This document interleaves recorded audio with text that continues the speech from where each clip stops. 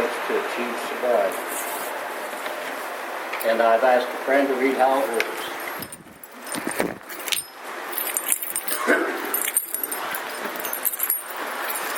My name's Tom. I'm an alcoholic. This is how AA works. Rarely have we seen a person fail who has thoroughly followed our path. Those who do not recover, people who cannot or will not completely give themselves to this simple program. It's usually men and women who are constitutionally incapable of being honest with themselves. There are such unfortunates. They're not at fault. They seem to have been born that way. They are naturally incapable of grasping and developing a manner of living which demands rigorous honesty. Their chances are less than average. There are those, too, who suffer from grave emotional and mental disorders, but many of them do recover if they have the capacity to be honest. Our stories disclose in a general way what we used to be like, what happened, and what we're like now. If you have decided you want what we have and are willing to go to any length to get it, then you are ready to take certain steps. At some of these we balked. We thought we could find an easier, softer way, but we could not. With all the earnestness at our command, we beg you to be fearless and thorough from the very start. Some of us have tried to hold on to old ideas, and the result was nil until we let go absolutely. Remember that we deal with alcohol. Cunning, baffling, and powerful. Without help, it is too much for us, but there is one who has all power. That one is God. May you find him now. Half measures availed us nothing. We stood at the turning point. We asked his protection and care of complete abandonment. Here are the steps we took, which are suggested as a program of recovery. 1. We admitted we were powerless over alcohol, that our lives had become unmanageable. 2. Came to believe that a power greater than ourselves could restore us to sanity. 3. Made a decision to turn our will and our lives over to the care of God as we understood Him. 4. Made a searching and fearless moral inventory of ourselves. 5. Admitted to God, to ourselves, and to another human being the exact nature of our wrongs. 6. We're entirely ready to have God remove all these defects of character. 7. Humbly ask Him to remove our shortcomings. 8. Made a list of all persons we had harmed and became willing to make amends to them all. 9. Made direct amends to such people wherever possible, except when to do so would injure them or others. 10. Continued to take personal inventory, and when we were wrong, promptly admitted it. 11. Sought through prayer and meditation to improve our conscious contact with God as we understood Him, praying only for the knowledge of His will for us and the power to carry that out. Step 12. Having had a spiritual awakening as a result of these steps, we tried to carry this message to alcoholics and to practice these principles in all our affairs. Many of us exclaim, "What an order, I can't go through with it." Do not be discouraged. No one among us has been able to maintain anything like perfect adherence to these principles. We are not saints. The point is that we are willing to grow along spiritual lines. The principles we have set down are guides to progress. We claim spiritual progress rather than spiritual perfection. Our description of the alcoholic, the chapter to the agnostic, and our personal adventures before and after make clear 3 pertinent ideas. A, that we were alcoholic and could not manage our own lives. B, that probably no human power could ever relieve our alcoholism. And C, that God could and would if He would stop. I'm going to turn this fan back.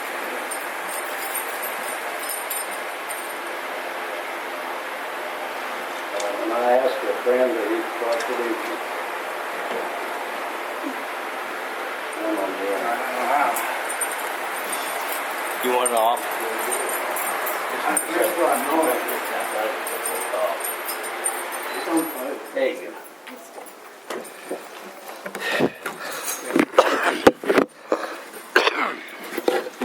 I'm John, I'm alcoholic.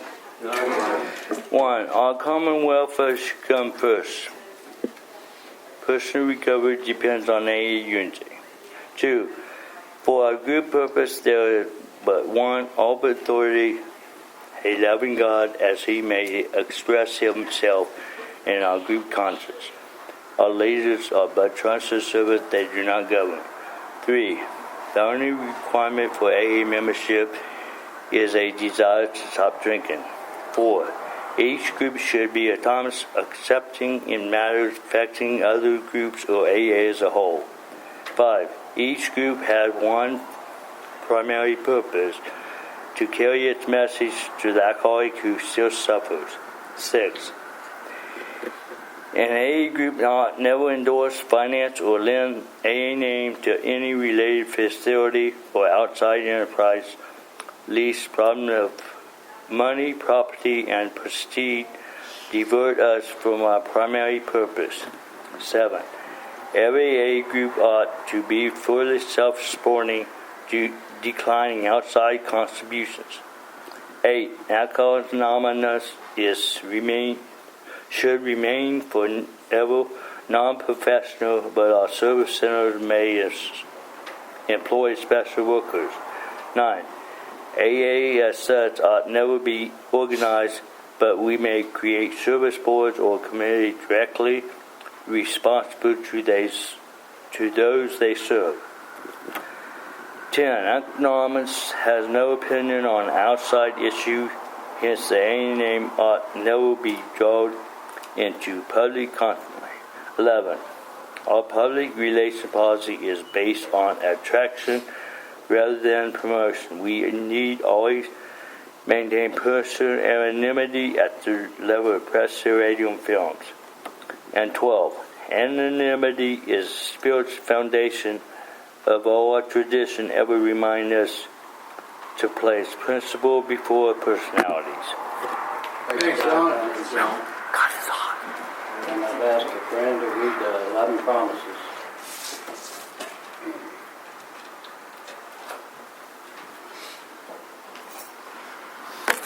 Bob, alcoholic.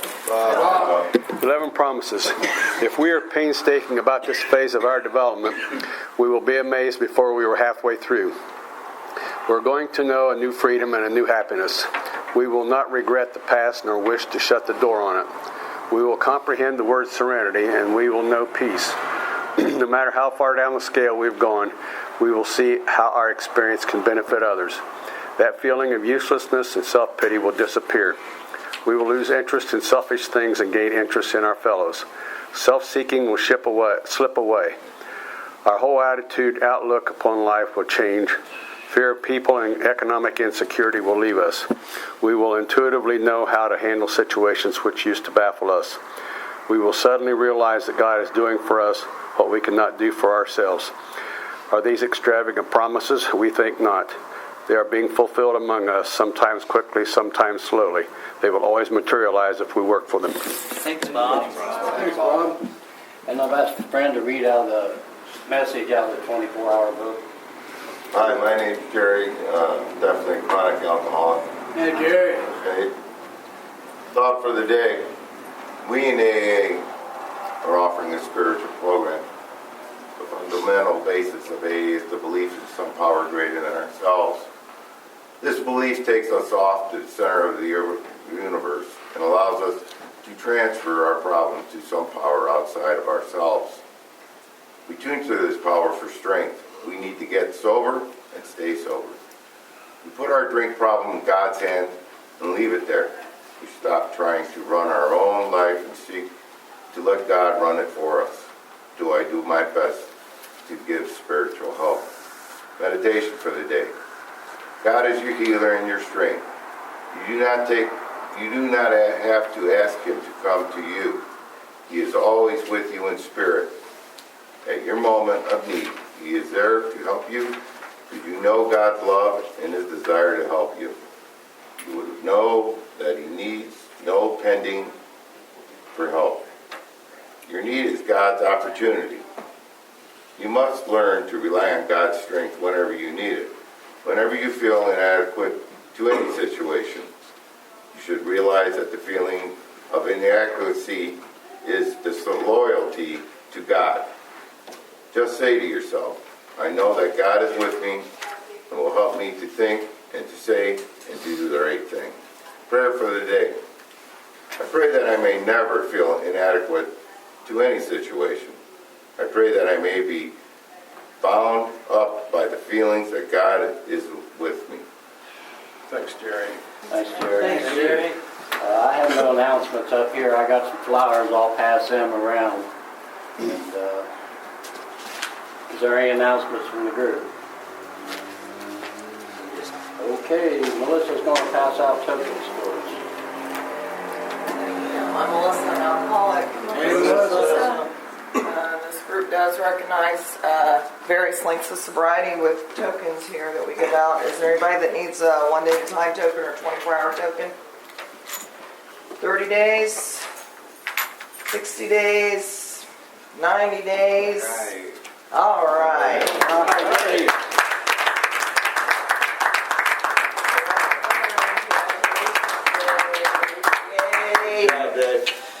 Okay, then we would have 6 months, 9 months, 1 year, anything after that?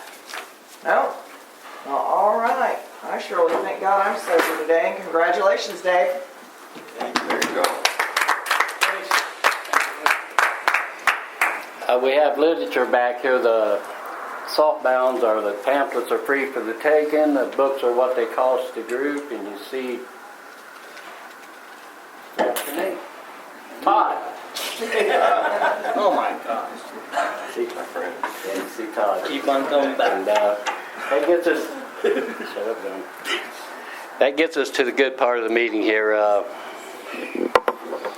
Before she gets up here to speak, I ask that you turn your cell phones off or turn them on where they're not interrupt her talking or interrupt the group. Actually, I've known her for quite a while, but I haven't seen her lately because she stays up the north there and I stay down here, and we very seldom see each other anymore. But I like a lot of things she said at meetings, and I think I'll get her name right. We'll see here. Tashawna.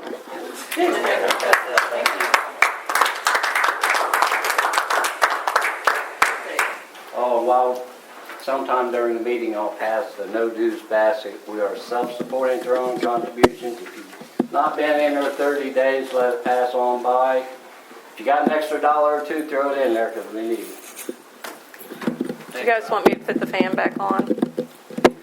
No? Okay. Thank you for a nice introduction, and you said my name perfectly. I guess before I introduce myself again, I found an awesome new meeting for me. I was really hurting here about a little less than a week ago. I mean hurting, having a really hard time with life on life's terms things. I mean, and I'm an overreactor, and so the only thing I knew to do was to dive into AA, more AA, and someone had mentioned a women's group that meets out in the middle of nowhere. This really neat little church called New Hope Church, and it was for me out in the middle of nowhere, but I found it in a women's group. And I got there, and everything came out, and they were there for me. And before I knew it, when I was leaving, the gal that I met there said, "Hey, how would you like to give a lead?" And I was talking, so excited about getting into this new group and meeting these new women and people. And I walked out there and I thought, "Oh man, I'm doing a lead." I mean, she hooked me and reeled me in right away. She goes, "Girl, that's what you need when you're hurting." So anyway, I'm here, and it's been a while, so bear with me. And my name is Tashawna, and I am an alcoholic. Tashawna, Tiz, some people call me. An unusual name that I didn't particularly like when I was little because I was very shy, and I was given this name by my parents. My dad's Italian, and the name is Italian, Tashawna. I do not have an Italian accent. I'm from West Virginia, and I'm a West Virginia hillbilly. And, Tashawna came out like Tiziana or Tarzana. I don't know. I should have taken a record of all the different ways people have said my name. But all I can remember about my name is when people said it, they'd had to peel me off the ceiling because I was just so afraid to be laughed at or, because it's such a crazy name. I mean, don't get me wrong, I'm very proud of my name today and I love it. But it was tough having a name like that growing up, and something that made me feel really different early on, because I really felt different, unique. Well, I don't even think I felt unique. I wouldn't call me unique, but different and didn't belong in, or an outsider, or all that stuff that I felt growing up. But I came from a family in West Virginia. My dad's family came over here from Italy and settled in West Virginia, and my dad built bridges, connected all those little hills out there in West Virginia. Anyway, and that's where I grew up, and I had a very loving family. The Italians, they all lived together. So I had my uncle on one side and my grandfather on one side, and we lived in the middle, and cousins in the back, and, we were all there together. And it was just like this safe, wonderful world, I loved it. I felt safe there. I felt loved. And, it was a happy childhood. But I was scared of my own shadow. I was scared to go outside that little world that I grew up in. And I always knew my parents loved me. And, it's like I had a very nice upbringing, but very, I would say, sheltered upbringing.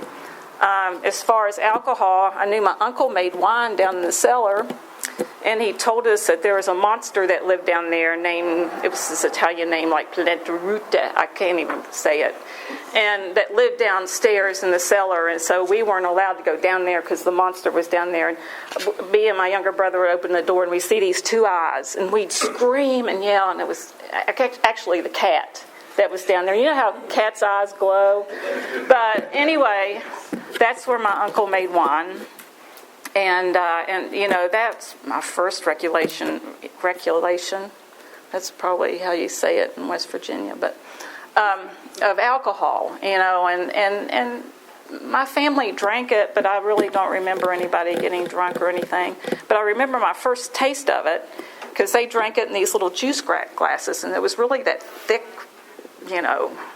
purpley, the little purple grapes that were, I can't even remember, Concord grapes is what my uncle made his wine out. But it was thick. But they would give us Coke in these same little glasses. And I remember one day I grabbed the wrong glass, and I was a gulper, always a gulper, and I gulped down what I thought was a Coke or Pepsi or something. It was that wine, and it went spewing out all over the the wall. Anyway, but that was my first taste.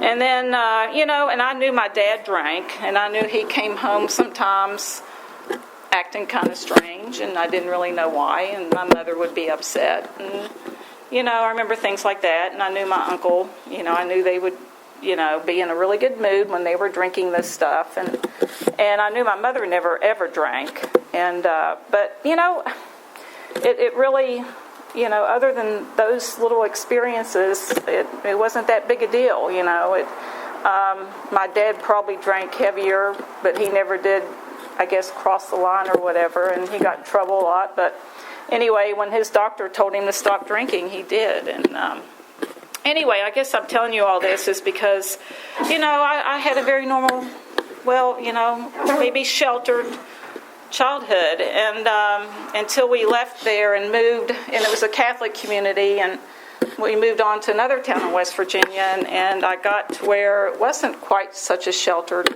bigger town, bigger, city, and didn't go to Catholic school, and I started seeing this whole other world that was kind of scary, because I was pretty sheltered as a child, had all brothers. And I did know one thing, though, growing up. It was a man's world in my family. The women waited on the men, fed them, and everything. And when we all come together, the women would kind of sit quietly while the men talked about their opinions and stuff. And that kind of made an impression on how I felt about myself later on in life, because I never really felt good about myself. And I didn't understand why. But anyway, and I guess my first drunk, I was probably 13. I went to a friend's house, and she got in the liquor cabinet and said, let's try some of this stuff. And, I went along with it just because, I just did. And then I don't remember anything until the next morning when she got up and she said, "Man, you got crazy last night." She goes, "You were jumping up and down on the bed and you were singing and you were dancing." And I didn't believe her because I'm like, I'm shy. I don't do anything like that. And, I thought she was insane. I kind of remember drinking it and not really liking the taste of it, but I guess I did, I drank enough that I had a blackout the first time because I did not remember doing any of the dancing and carrying on like she said. And then that was my first experience with alcohol. And then we got in my cousin's beer. And I was probably 14, 15 or something like that. And that's where my love story begins. And that's really, what my story is, a love story. It starts out as a story about drinking, a love story about drinking. And I loved it. I loved it. I loved the way it made me feel. I loved the confidence it gave me. I loved that it took the fear away. I loved that I felt like that I belonged to the people around me. That's what drinking did for me, and I loved it. And my story ends with a love story, and it's a love story about AA. I love Alcoholics Anonymous. And I don't know if any of you ever read the book, Carolyn Knapp, Drinking, a Love Story. I could really, really relate to it because I loved it. And I didn't intend to, by this time I was at high school, and then I was a cheerleader, and I was so shy, but I was very athletic, and I was good at being a cheerleader, but I was not good at hanging around with the popular kids. And I still felt, I felt like I wasn't as good as. But I knew, when I took a beer, got a beer in me or whatever, I felt just as good as everybody else, So in high school, the beer drinking and the weekends and all that started. And it just helped me. It just helped me feel like I belonged to the group of people I was with. But, deep down inside of me, I felt like, I didn't belong. But as soon as I drank that beer, man, I was there. I was there with the in crowd. And I can even think back that I was already preoccupied. I talk about this love story I had with alcohol, but, it was an obsession. And so an obsession is not a good way to start a relationship. And I obsessed about alcohol. I looked forward for the weekends. I knew, where we were going. I knew who would bring the beer. I knew how much I could probably drink. And, I was thinking about that, even before, I was preoccupied with it. And it started interfering, when you think back, when's the first time alcohol really started interfering with my life. And I'll never forget that, I guess it was my senior year or junior year. I really have a hard time with dates because I guess my drinking, I'm not so good with it. But there was this big dance coming up, and it was really important to me because my parents didn't let me date until I was a certain age, and they let me buy this dress that had spaghetti straps, and it was kind of sexy, and it was a big deal that I had this date, and I was dating a fellow that was on the basketball team and kind of popular, maybe not the most popular kid, but it was a big night for me, and but we went out and drank. And I drank so much that I never made it to that dance. And a dance that was so very important.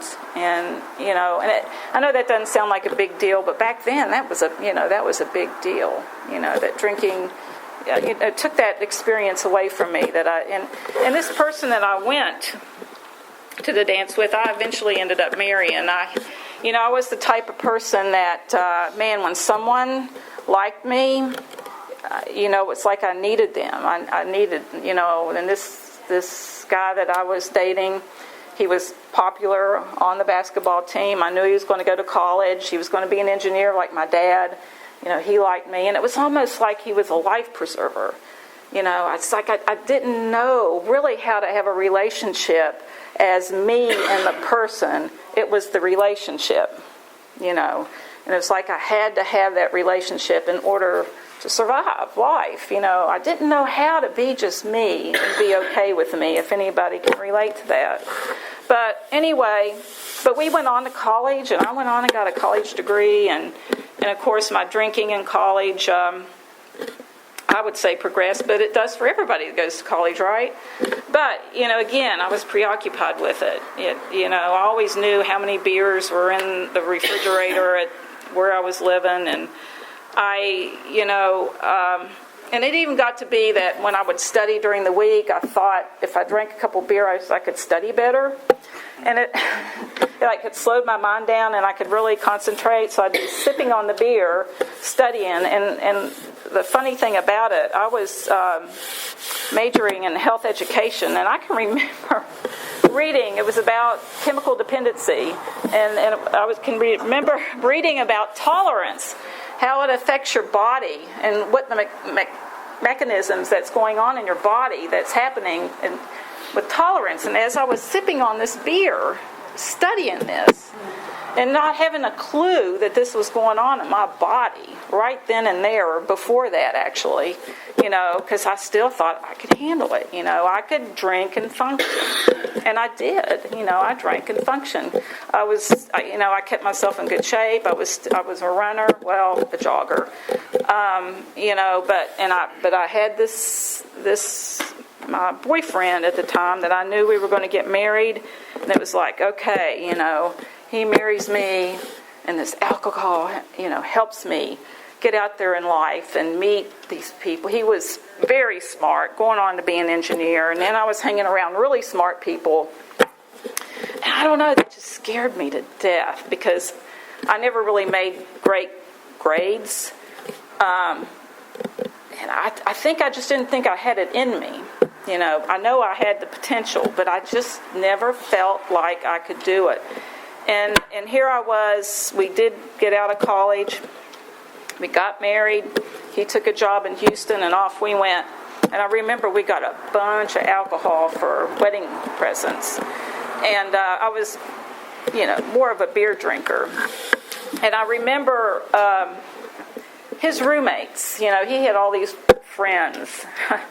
And they all ended up in Houston, too, taking jobs. I thought I'd never see these guys ever again because I hated that they took up his time because I wanted him all to myself.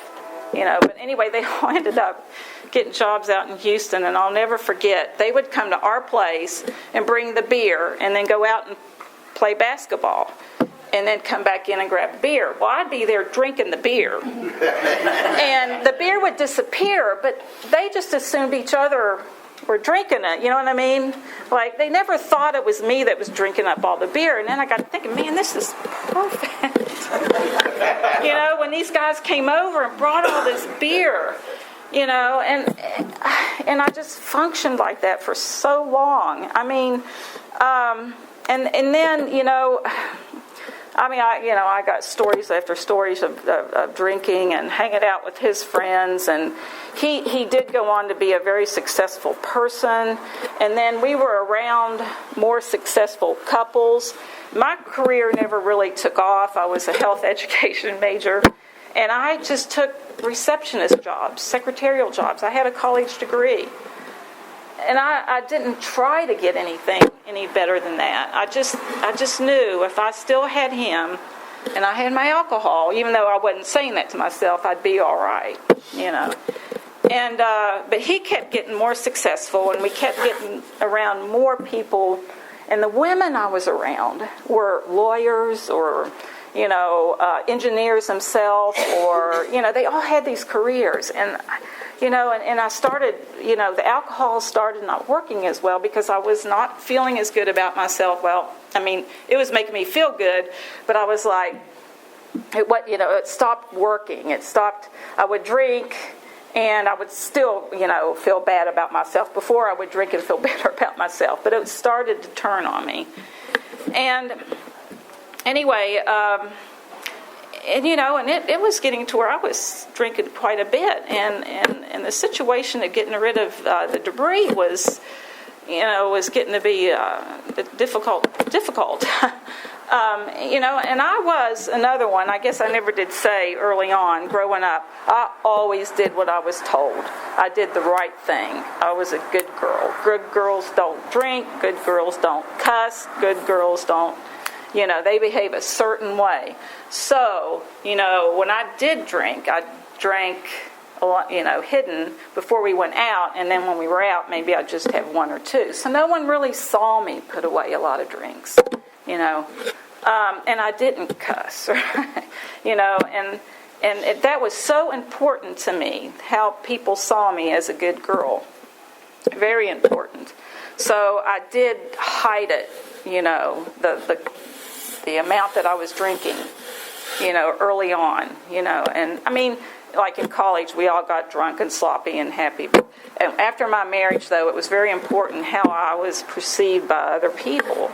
And I always had to do the right thing, and I started, feeling bad about it because I was like, you know that you're doing this, but you're hiding it from you. I think that's why it was so important for me to get rid of the empty bottles and cans right away, so I didn't see it, so it wouldn't be real, you know what I mean? And because it was really important that I was going to be this good girl. And it was really important that I kept my husband, too, and that I could function around these people that he associated himself with. Well, to make, go through it, everybody knows what a drinking career goes through. I ended up being a daily drinker. We ended up moving from Houston, and we came back to Kentucky and lived there for a while, and and I had it in my mind, man, when we get to Kentucky, everything's, I had that when we move, it's going to get better, and everything will be different, and I'll be happier there, and I'll be able to handle life better there, because Houston was way over here, and blah blah blah. And so every time we did this little move, his career would move. I always thought, okay, now I'm going to get better. But we ended up in Kentucky, and my drinking, I think, is when it started more towards the liquor instead of the beer, because it was just easier to manage, And I'll never forget, our homes were still, or my parents and his parents were still in West Virginia, and we were traveling back to West Virginia to visit for a long weekend, and we stopped along the way to visit some friends of ours who were pretty good partiers. I mean, they were all partiers. And again, like I said, I would drink before I'd go out and party. But we were traveling with my cat at the time. I didn't want to leave him in Kentucky where we were renting this house because I didn't know anybody to come take care of him. So we end up stopping in another place in Kentucky to stay the night and party with our friends. And we went out on the boat, and we were out there all day long in the sun, drinking beer. But everybody was drinking. And then we were going to have a party that night. And then the next day we were going to get up and go on to West Virginia. And I remember that night, it says you just, when you maybe have, or I did, for me anyway, started to have a thought that maybe something was not right with the way I was living. But we went to the party, and I started drinking. I remember there was this girl there, and I only met her that one night and haven't seen her ever since, but she was drinking vodka or something, and I was sticking right with her, glass for glass, and we were just talking and having a good old time. And this is after being out in the sun and drinking beer all day. And then when I get sloppy drunk, I disappear, because I do not want anybody to see me that way, because I am not a drunk. And anyway, I was getting that way. And these people had an A-frame house, and so I kind of told maybe my husband, I think, I'm going on up to bed, because the party and it was getting late. And I knew I had to disappear because I could hardly stand up. And heaven forbid anybody see me in that condition. So I go upstairs, and I go to bed. And then all of a sudden, I have to pee. And I have to pee bad. And there was no way I was going to go back, because the only bathroom was downstairs. This was an A-frame house, and we were staying up on the loft. where a bedroom was up there, and there was no bathroom, and I was not going to walk down there in front of all those people where they see me falling and stumbling to go to the bathroom. So, I had to go bad. So I look over there, and there's the cat's litter box. So I get up, and I pee, and I pee, and I pee, and I pee. And then I go back in bed because I was feeling awful. And I kept thinking, because see, my routine was to get up in the morning before my husband gets up and get rid of the empties, because I was always scared to death. People were going to find out what I was doing. Get rid of the empties, and then get back in bed and I did all this while he was in the shower and the noise, because I knew he wouldn't come out and see me get rid of the empties. So I thought, okay, no problem. I'll get up early in the morning and take care of that cat litter before anybody sees it. And, I'm used to doing this. Well, it didn't happen. I did not get up early in the morning. So I get up, and I don't even remember about it. And I go stumbling downstairs, and I go in the kitchen. And there's my husband and our friends, my husband who's an engineer, and the friend who's an engineer, and his wife, I think, was a dental assistant. And there's the litter box, and they're scooping in it, and they're looking. They're going, my husband's going, oh, my God, look at this. There's something wrong with the cat. And I'm sitting there going, I'm just shocked that they would figure it out. Because the volume of pee was bigger than the cat. There was no way that cat could have saturated that. I mean, it was, and I was so scared that they were going to figure out it was me that peed in it, and everything would come out. I don't know why, how it could, but then I got to thinking there was an engineer, 2 engineers, a dental hygienist, very smart people that really believed that cat did that. And I was feeling pretty rotten, a lot of drinking. And then I remember looking out the window, and I'd say I was still pretty tipsy because I drank a lot that day. And I could see the 2 of them walking out in the woods and dumping that cat litter out. And then we had to get back in the car and drive on to West Virginia. And my husband kept saying, man, we got to take that cat to the vet. There's something wrong with it. And I felt because I loved my cat, I thought, God, he's going to take it to the vet, and they're going to put him through all these tests. But anyway, that's just one of the memories I had, and it just always baffles me. And that, golly, and I drank a long time after that. The crazy things I did, and my secret that I had that I didn't want anybody to know how I was living, how that the only way that I thought that I could live life on life's terms was to have alcohol in it.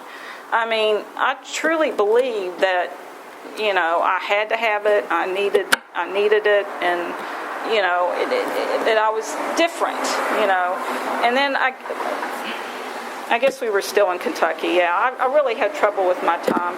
But I do remember waking up one morning, and then something was wrong. And I was a daily drinker by this. This was in the 80s, I guess, I think.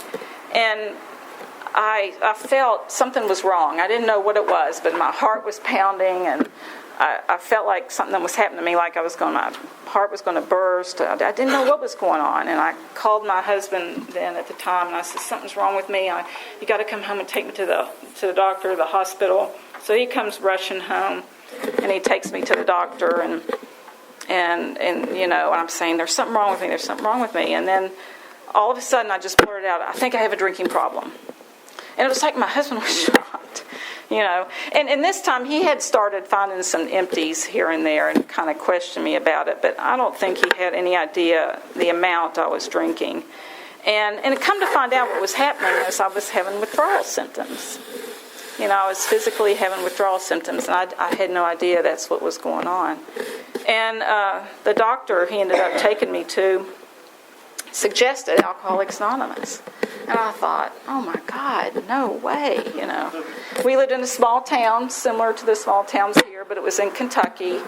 And it was an aluminum mill out in the middle of nowhere was where my husband was an engineer at. Everybody knew everybody, well, except for me. I didn't know everybody.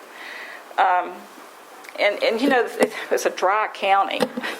Except in the little town that we lived was wet. And it was hard to get liquor because I had to I drove this little red Jeep, and I had to balance liquor stores or drive to the next county to get it. But anyway, everybody knew where the AA meeting was in town, and heaven forbid anybody see my Jeep parked out at church building, because everybody that lived there worked at this aluminum mill. And I thought, what are they going to think of my husband? Oh my God, his wife is an alcoholic if they see, because people who knew me, that I drove this little red Jeep with cow seat covers. And I'll never forget one day we were out one day and we did go through the liquor store with my husband was driving. And I'll never forget that the gal there just automatically handed a pint to my husband. He was and I was like, because he was so used to me getting it, and I was horrified what people thought, what my husband would think of me. I just had this big secret, and it was coming apart at the seams. But I was told to go Alcoholics Anonymous, and I did everything. I was a good girl. I did everything I was told, so I went to Alcoholics Anonymous. And I tell you, my first meeting, and oh, by the way, I never did mention, my husband at the time's dad was a recovering alcoholic. And I remember when we were married, he was still actively drinking. And I remember how my husband and his mother treated him because he was an alcoholic. And I always felt so bad because they made it like such a moral thing. And, they were really big in their church. And I felt so bad for my father-in-law at the time because they treated him so bad. But he did get sober. But I remember that, and I thought, God, now my husband knows, thinks I'm an alcoholic, because I really wasn't quite sure, even though I kind of was sure. But I was so worried more about what people would think of him than me. And I remember I started seeing a counselor who was a recovering alcoholic also, and he had lost his license. He was a pediatrician because of drinking, so he was counseling, and I went to him, and I was so worried about what people would thought, and I'll never forget what he told me. He goes, it doesn't matter what people think. He goes, but the important people, when they see you go to an AA meeting, they'll say, well, yeah, there goes Tashawna, so-and-so's wife, and she's an alcoholic, but she's doing something about it. She goes, those are the people that, she goes, that's what's going to matter. The people that make, think other things, it doesn't matter. And then I thought about that. Okay, if I'm going to Alcoholics Anonymous, then I'm doing something about it. So I went. And I stayed sober for almost a year. And then we went back to West Virginia and to meet some friends on New Year's Eve. And we all got in a hot tub, and out came some champagne. And I thought, I'll have a little glass of champagne. And I didn't quite make it a year. I took that drink of champagne, and maybe I had a second one, and everything was fine. I got up the next day and wasn't craving anything. But within a week, I was back at the liquor store asking for a pint of vodka. And I was back at it, And, and I could tell you, from then on, I'd been sent to treatment. And I was sent down in Nashville, Tennessee to treatment. It was a wonderful experience. I had a great experience. I came out of there, stayed sober for a while, drank again, was sent to treatment up in Baltimore. My parents sent me this next time. Father Martin Ashley. I don't know if any of you ever heard of Father Martin. I was in treatment with Johnny Cash's nephew and a rock band from Russia. Yeah, and when I was down in Nashville, I was so naive. I was in treatment with a prostitute, and she was like a high-class prostitute. And let me tell you, I learned things I had no idea. And then when I was at Father Martin's Ashley, I was in treatment with a guy that cut his arm on purpose. I mean, with like power tools to get in emergency rooms to get drugs. And then he showed us all how to make fake prescriptions. And so I learned a lot while I was in treatment. But, I never did do drugs, and it's just because I just was too much of a wimp to get it over there. So to me, it was always alcohol. But I'm sure if I got a hold of them, they would have been just fine. But I had no idea what went on in the real world, because I was just so sheltered, and it was just me and my alcohol.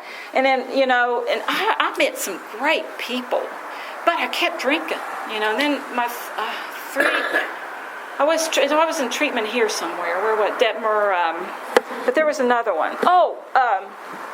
Newark, Shepherd Hill, and I was in there for 3 months. And it's a very nice treatment center. And I thought for sure after that one I'd get it, because and when I would leave there, I made friends, and they'd say, "Man, Tashawna, if anybody makes it, you're going to make it."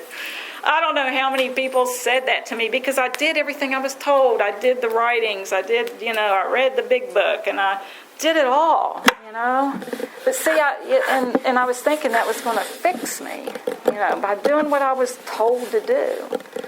And in truth, that is what fixed me. But what I didn't realize is I was doing it, but I wasn't living it, I was still in love with alcohol, and I still wanted it to do what it used to do for me. And I was not, I guess, totally convinced. I still thought that, that I did not know how to be sober. I was scared to death of sobriety. And at Newark, my husband came up with divorce papers, and, I never thought that would ever happen.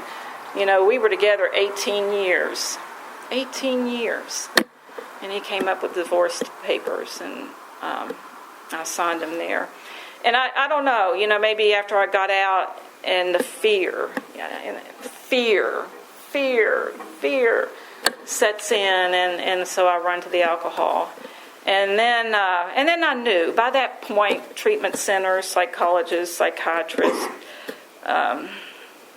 emergency rooms, I've been detoxed I don't know how many times.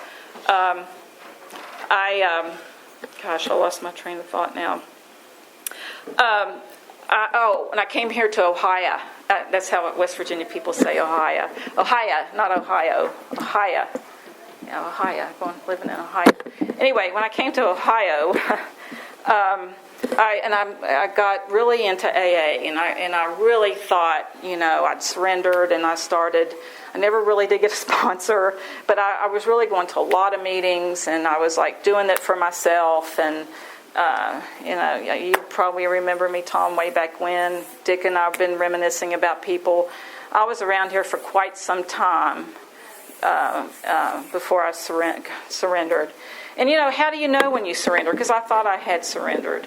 I was having blackouts now, and I ended up out wandering in the street one night, and I remember someone was picking me up, and I had one foot in the pickup truck, and then all of a sudden these lights came up, and I was in a blackout, and it's like right then when these lights shone, I came out of my blackout, and it was the police, and they had pulled this guy over because they saw me in the middle of the night getting in a pickup truck, and and to me that was God.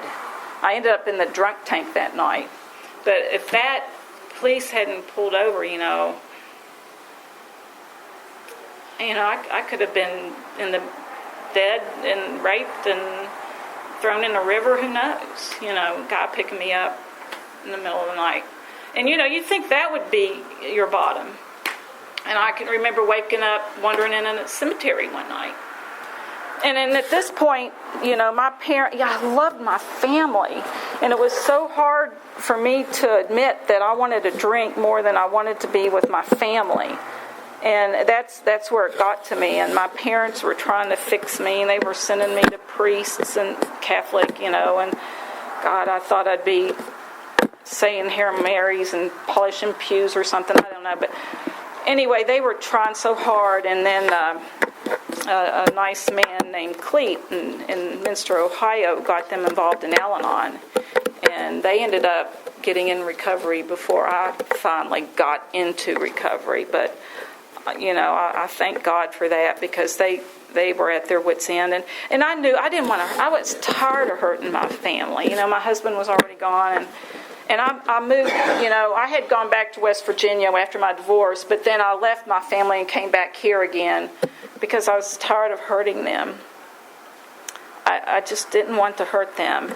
And I tried, and I came back and got back in the program, and I stayed sober for a while, and then I got to thinking, I got to get a career now. I got to take care of myself, So, and I've always wanted to be an artist. I always painted.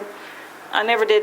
I was told not to major in art. See, I always did what I was told, because what can you do with art? But anyway, so I started taking art classes at the college in Columbus, and I signed up for all these classes. I was working the program, staying sober. I was out jogging. I got myself looking presentable again, and then I went over to take my first class, and the fear set in. Fear is like the words just coming right at me to knock me down, and I ran and got a bottle. And I was even dating my husband that I'm married to now at the time. He was in the program, and he'd never seen me drunk, and because I thought this time this was it. But that fear hit me, and I ran and got. And I remember there was a priest I befriended, and I remember walking in, and I passed him. He was over. He didn't see me, and I thought, I should say something to him. I should tell him I'm in trouble. I'm getting ready to drink, and I didn't. I walked in and got that bottle. And, it's like God had these things out there at that time for me to grab a hold of, and I didn't. I didn't call anybody every time I went back out. So I started drinking, and then my husband, who is now, first and only time he saw me drunk, he came and we were supposed to go to West Virginia to visit my parents. I was living here. He took one look at me, and he said, "See ya." And I thought, whoa. And so he left. He came and got it. We were living together. Came and got his stuff and gone. And I thought, okay, well, this is my lot in life. I made a decision. I'm going to be a drunk, an alcoholic. I've got my family away from me now. I can't hurt any more people. My husband, Scott, who a lot of you know, he's gone. It's me and the bottle. So that's a decision I made. I remember making it. And then that night, and I had some artwork. I was tearing up my artwork and drunk. And that night, something happened, and I don't know if I fell asleep on the couch, and then I woke up and I got that old panicky attack again and felt like I was dying, and I got scared to death. So I called 911. I was scared. I was going to die. And I called 911. The paramedics came and got me, and they took me to the emergency room where I had been before at St. Mary's, Ohio. And I don't know if any of you know Dr. Oganowski. A lot of people know him as Dr. O. He'd seen me there a couple more times before. And I was telling him, I'm done. And he came into that room that I was sitting in, and he started yelling at me. He goes, "You're a drunk. You're a drunk." And I was there, and it was like, I heard it for the first time. It's like, I'm a drunk. I'm a drunk. And it occurred to me that night that decision I made, that it was just going to be me and the bottle. And that's it. That was it. And I wanted to live. I wanted life. I truly enjoyed life. But I was so scared of life, or so scared how to do it. But I knew I wanted it.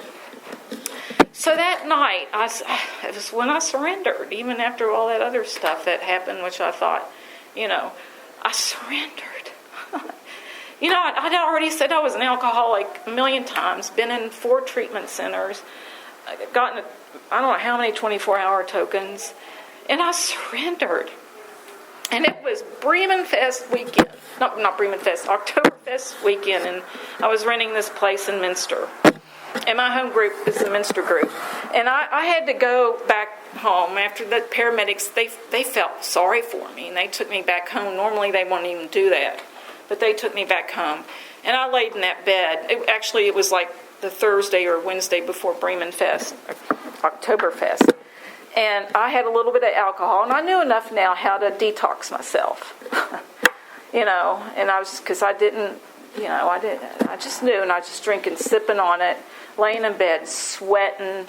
The vodka was coming out of my pores. I mean, just laying in that bed, smelling.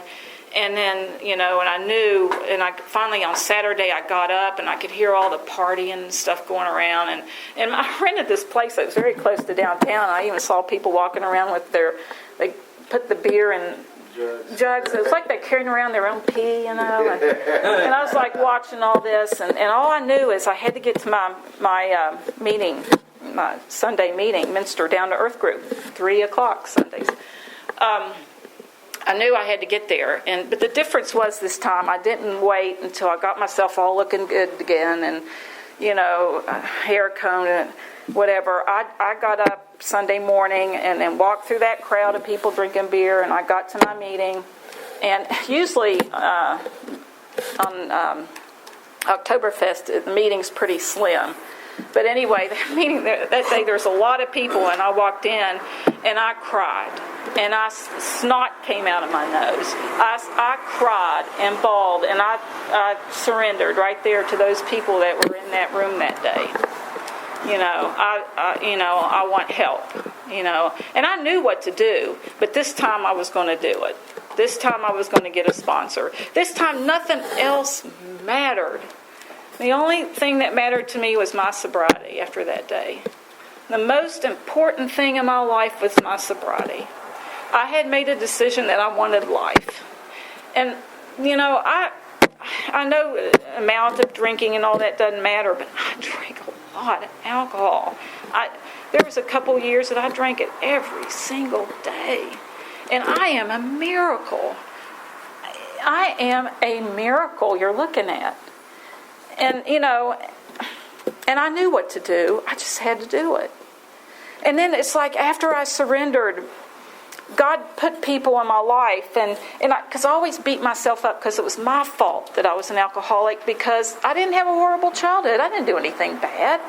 I'm the one that went and drank and got it. No one made me. And then someone came in the meeting one day, and some guy from Texas passing through stopped, and it was a meeting here in Sidney. And he shared something. He goes, he goes, it's not my fault that I'm an alcoholic. He goes, but now that I know what I am, he goes, now I'm responsible. And I thought, wow, I'm responsible. That's all I have to be. It doesn't, it's not my fault. I didn't want to grow up and be an alcoholic. But now that I know I'm responsible, and that hit me, and I thought, I'm responsible for my disease. I'm going to get to a meeting every day. I'm going to get a sponsor. I'm going to get up in the morning and get on my knees and ask for God to help me not take a drink today. I'm going to take a bath. I'm going to get dressed. It doesn't matter if I have a job, a boyfriend, whatever. And I'm going to go to a meeting, and then I'm going to go to bed at night, and I'm going to thank God. Thank you that I'm sober today. And that's what I did. It was that simple. And I did it a day at a time. I did what other people told me to do. And I didn't think about doing it. I didn't, worry if I wasn't doing it the right way. Or it didn't, I just did it. I did it. And it was that simple. And I didn't, worry about what people were thinking. If my parents were worried that I was going to make it this time or not make it. I knew there was people in AA rolling their eyes every time I walked back in. I didn't care. To thy own self be true at that point for me, But I tell you, I know I'm talking too long, but my sobriety is the most important thing in my life. And when I turned my will in my life over to care of God, I didn't know how to do that. But it occurred to me that I'm an alcoholic, and I know, and I was always worried about what God's will was. Well, if I'm an alcoholic, God's will is for me not to drink. And everything else fell in place, and to give thanks that I'm still living. I drank and drove across country, never got a DUI. I should have been locked up, but and then when I turned my life, I turned it over. I didn't plan it or work on it or worry about jobs or money or boyfriend or whatever. It was my sobriety. Stuff started happening. My boyfriend came back, and we got together, and we made a decision we were going to work on our own sobriety. Actually, I was kind of excited about not having a boyfriend, but he came back in my life. You know, I was turning it over. And then I made a year's sobriety. And then I remember we made a decision to move in together. And I would never do that. That's not the right way to do things. You get married and blah, blah, blah. Well, we did. And I remember having a discussion with him because we were getting serious, you know. And I told him that I couldn't have children. I was in an 18-year marriage and never had kids. And I never even thought about having children. I was too much of a mess. Well, I turned my will, my life over to care of God, and me and Scott at the time, we were trying to make this decision whether to get a puppy, if we could be responsible for a puppy. I mean, it was like, should we? You think we could take care of it? And then I had an issue when I went to the doctor, and he told me I was pregnant. This is about a little after a year's sobriety, and I looked at him and I was like, what? And at 43 years old, I had a child. And Scott and I, we call him our little AA miracle. And that's what happened when I turned my will, my life, over to God. He is a great kid. I had no idea what it would be like to be a mother. And if I hadn't surrendered that night, you know, it could have gone the other way for me. And now I'm living this life, you know, through the eyes of my son. He's just he's so much different than I was, you know. And I was kind of glad I had a boy because I was such a mess as a girl. But anyway, I can't even fix hair. But he's such a good kid, and he's our AA miracle, you know. So I keep coming back, and I tell people, keep coming back no matter what, because I know it could have gone the other way from me. I know it could have, you know. And when you I'm having issues. I got problems because I showed up at that women's group with problems, and here, look what happened.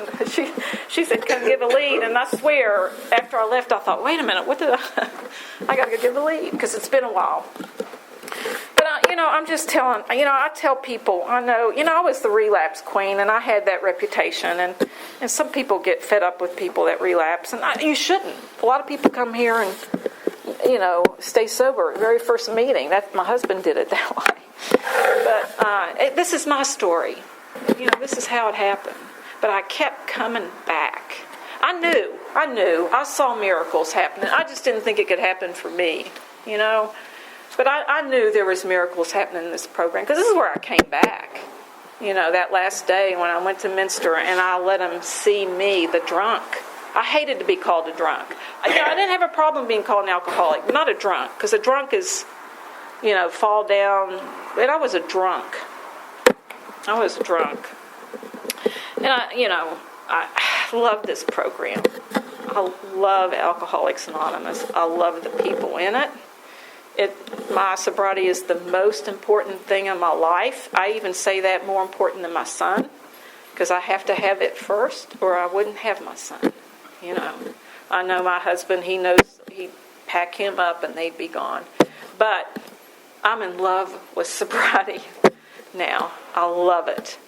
I'm doing more things than I've ever done. I was scared of everything growing up. And alcohol helped. It did. It worked for a while. But now I can do anything. And I'm still an alcoholic. I know I am. And I love Alcoholics Anonymous. And, you know, I guess my big message for me, because I kept coming back, you know.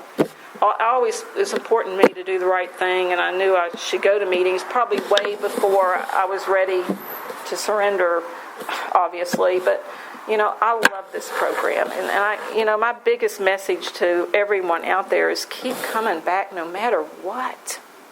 I had no idea I'd be having the life that I'm having today. I'm very grateful. And I thank you for asking me to come lead tonight. tonight because it's been a while. It's been a while, and I'm going through a tough time. I know you know. But it's okay because my sobriety comes number first, and I know it's going to be okay if my sobriety is first. Everything's going to be okay. So, and I'm sorry I went over. Keep coming back no matter what. Thank you for listening.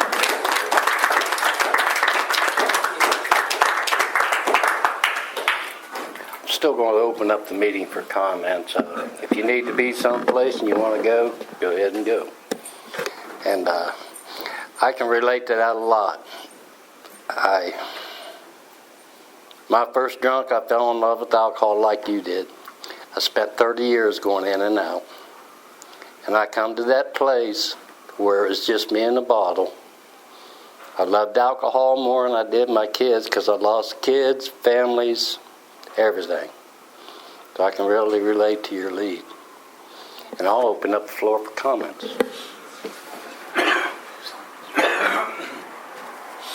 My name is Tom Alcoholic, and Mr. Group was my home group for 10 years before I moved to Florida. I saw you come in, and I just watched you. I think I left Florida a couple times. But I knew you had the program. And I was on the program. You were there. You were always there. Thanks for being there. See you. Okay. Thanks, Tom. My name's Tom, and I'm an alcoholic addict. I And when you were talking about secrets and hiding